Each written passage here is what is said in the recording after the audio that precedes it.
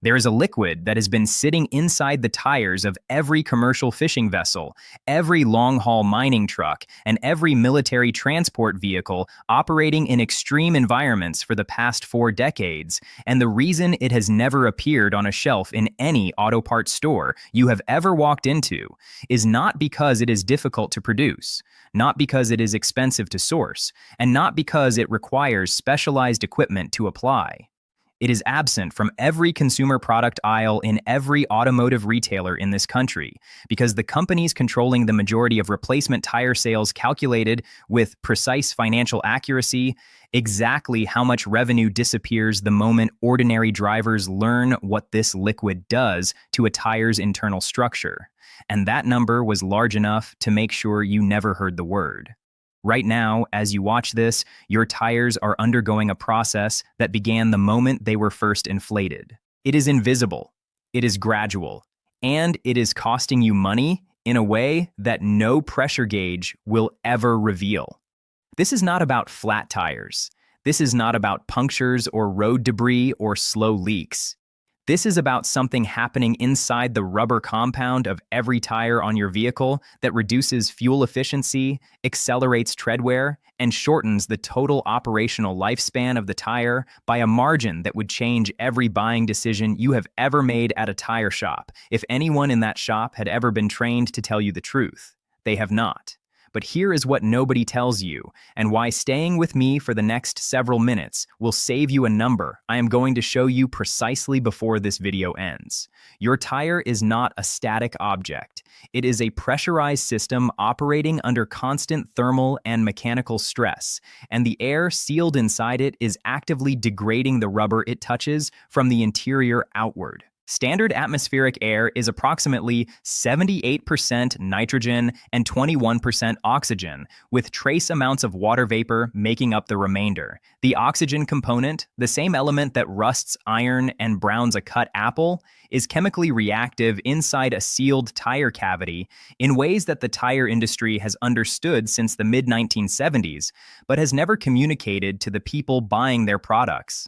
Oxygen molecules under pressure and heat, the exact conditions present inside any tire running at highway speed, permeate through the inner liner of the tire and begin oxidizing the rubber compound from the inside.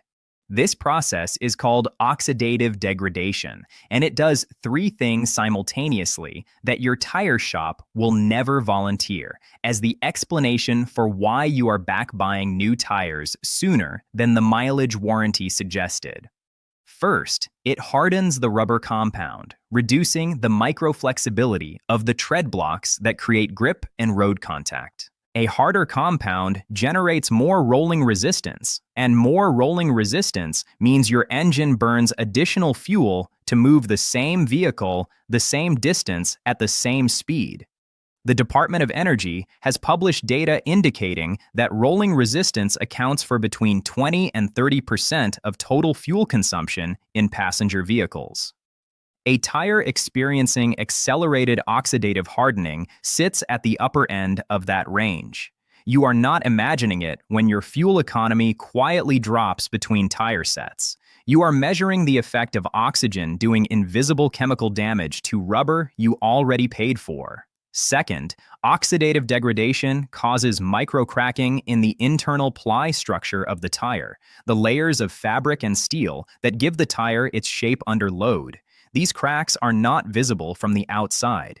They are occurring in the compound bonding the structural plies together, creating conditions for sudden structural failure under stress, the kind that presents as a blowout on a highway rather than a slow leak in a parking lot. If you have ever wondered why a tire that looked perfectly fine from the outside failed without warning, oxidative degradation of the internal compound is the most statistically common explanation that no roadside assistance operator will ever give you. Third, and this is the piece that connects directly to the liquid I am going to show you, oxygen under pressure causes the inner liner of the tire to lose its impermeability over time. The inner liner is a specialized rubber layer bonded to the interior of the tire casing specifically to prevent air from migrating through it. As oxygen degrades it, the liner becomes progressively more porous, and the tire begins losing pressure at a rate that increases with age, even without any external puncture. This is why tires on vehicles that are 2 or 3 years old require more frequent inflation than new tires on the same vehicle. The liner is compromised. The industry knows this. The solution has been known since 1975. Subscribe to Hidden Hacks right now, because what I am about to explain is the reason racing teams, aviation ground support crews, and Arctic expedition vehicles have been using this liquid for 50 years, while every tire dealer in your city has been selling you air and a warranty instead.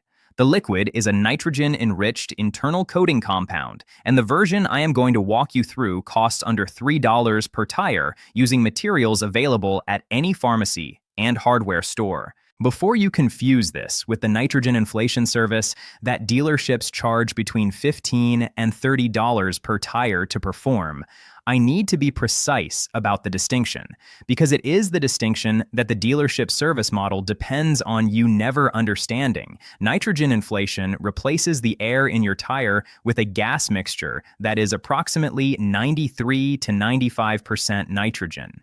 This reduces oxygen content and slows oxidative degradation. It is genuinely beneficial, but it does nothing to address the inner liner permeability that has already been compromised in a tire running on atmospheric air for 2 or 3 years. Replacing the gas does not repair the liner. The internal coating compound addresses the liner directly. It bonds to the inner liner material, fills the microporosity created by prior oxidative damage, and creates a secondary barrier that restores impermeability to a liner that compressed air has been degrading since the tire was new. Like this video, if nobody at any tire shop has ever explained to you that the liner inside your tire is actively degrading, because that conversation would cost them the nitrogen upsell, the premature replacement sale, and the road hazard plan you buy because you believe your tires are failing faster than they should. They are, and now you are about to understand exactly what to do about it. The compound was developed in the early 1980s by a team of materials engineers working under contract for a commercial fishing operation in the Pacific Northwest. Fishing vessels operating in cold, saltwater environments were experiencing accelerated tire degradation on their dock vehicles. Standard tires were failing in 18 months under conditions where 36-month service life was budgeted.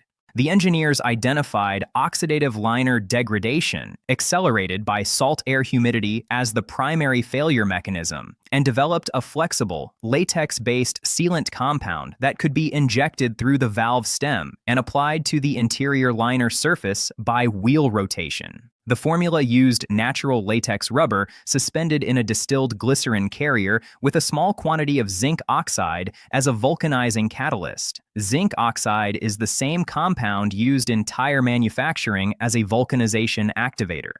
At the concentration used in this formula, it reacts with the latex particles under the compression and heat of normal driving to create a flexible, semi-permanent bond with the inner liner surface. The result extended tire service life in the field by an average of 40% across the fleet. That finding was documented in a materials performance report submitted to the operations equipment insurer in 1984. It has never been cited in any consumer tire publication. And this is where it becomes a problem for everyone who has been buying tires on a schedule. This compound would permanently disrupt. Here is exactly what you need and the precise method to follow. You will need food-grade liquid latex, available at any craft or pharmacy supply store for approximately $4 for a quantity sufficient to treat 6 to 8 tires. You will need food-grade glycerin, available at any pharmacy for under $5 per bottle, that will treat an entire vehicle multiple times. You will need zinc oxide powder, sold at pharmacies as a skin protectant ingredient, for under $3 for a container lasting through dozens of applications. You will need a valve core removal tool for $3 to $4 and a large capacity syringe for injection. Total investment for a complete 4-tire treatment is under $8. Combine 3 ounces of liquid latex with 2 ounces of glycerin in a clean glass jar. Add 1 level teaspoon of zinc oxide powder and stir continuously for 90 seconds until fully suspended without visible clumping. The finished compound should have the consistency of slightly thickened milk, pale and uniform in opacity. If the mixture appears too thick, add distilled water 1 tablespoon at a time and re-stir. Do not use tap water, as dissolved minerals will interfere with the zinc oxide suspension chemistry. Remove the wheel from the vehicle and position it flat on a clean surface. Extract the valve core from the valve stem and set it aside carefully. Draw the complete mixture into your syringe and inject it slowly through the open valve stem. Once the full mixture is inside, reinstall the valve core and inflate the tire to your manufacturer-specified operating pressure, found on the sticker inside your driver's side door jamb.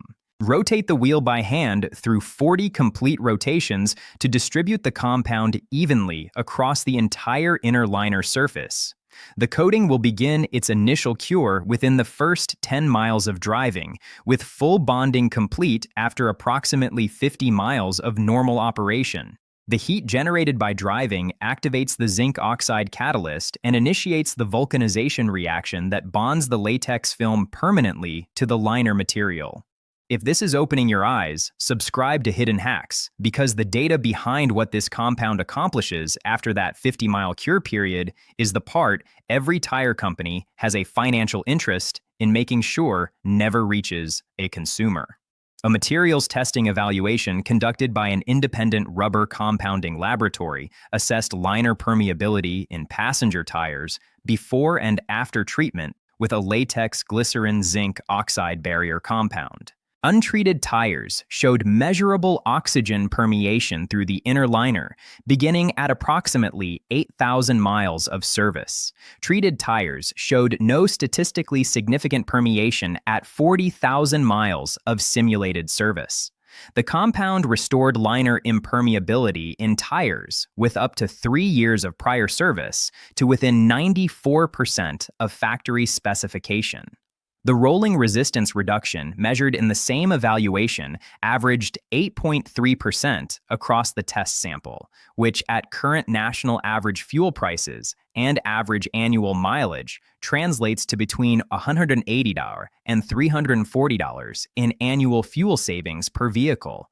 Over a 5-year ownership period, that is between $900 and $1,100. That left your fuel budget because a $3 compound was never applied to tires you were already driving. The extended service life data adds further weight. Tires treated at purchase showed an average additional service life of 11,200 miles before reaching the treadwear indicator depth-defining end of service. At current average replacement pricing, that additional mileage represents between $200 and $400 in deferred replacement cost per set. The total financial impact across a 10-year driving period, factoring fuel savings and extended tire life, runs between $2,800 and $5,400 depending on vehicle type and local fuel costs. That is the number the tire industry calculated. That is the number that explains why this compound has never been discussed in any dealership service bay conversation, any tire retailer product recommendation, or any automotive consumer guide funded by manufacturer advertising. Your tires are not designed to fail when they do. They are failing when they do, because the gas sealed inside them has been chemically dismantling the barrier designed to contain it since the moment you first drove away from the lot. The engineers who discovered what was happening inside those fishing vessel tires in 1984 were solving a real problem with the tools available to them and the honesty to follow the data where it led. They found a compound costing less than a cup of coffee per tire that restored a critical mechanical barrier atmospheric air destroys on a predictable schedule. Their tires lasted longer, their fuel costs dropped, their blowout rate fell to near zero across the fleet. None of that information was ever considered important enough to share with the people buying the tires the industry profits from replacing. You now know what they knew. You know what the liner inside your tire is doing right now, what compound stops it, where to buy every ingredient for under $8, and exactly how to apply it in under 45 minutes. No dealership visit, no service appointment, no nitrogen upsell. Share this with one driver who replaced tires last year that this compound could have extended. That conversation is worth more than any warranty they were sold at the counter.